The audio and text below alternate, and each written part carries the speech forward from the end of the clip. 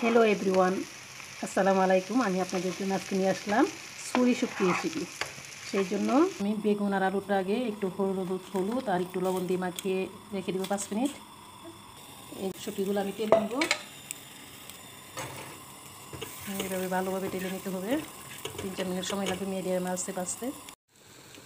এই যে আমার শুটকিগুলা টালা হয়ে গেছে, দেখতে পাচ্ছেন কীরকম হবে। একটু টালতে টালতে আস্তে আস্তে টালতে টালতে শুটকিটা শক্ত হয়ে যাবে।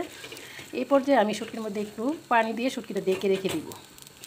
এই যে শুটকিতে আমি সামান্য পানি দিয়েছি। এই শুটকিটা এখন আমি চুলা থেকে নামিয়ে নিয়েছি। আমি এখন ডেকে রেখে দিব কিছুক্ষণের জন্য। দিয়ে দিলাম তেলটা গরম হয়ে গেছে।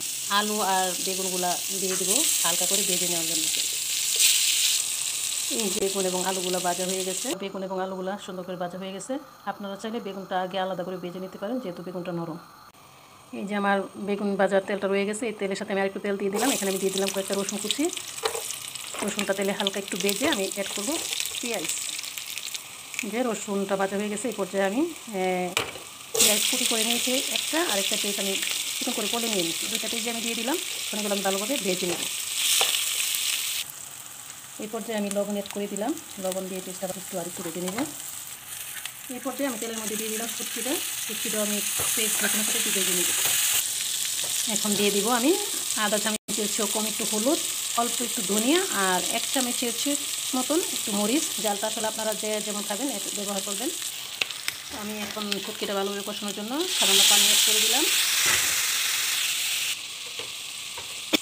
এই যে আমার শুটকিটা পেঁয়াজের সাথে ভালোভাবে কষানো হয়ে গেছে।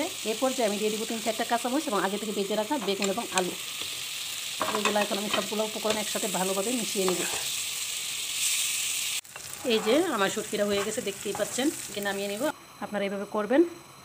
আমার জন্য দোয়া করবেন। আল্লাহ হাফিজ।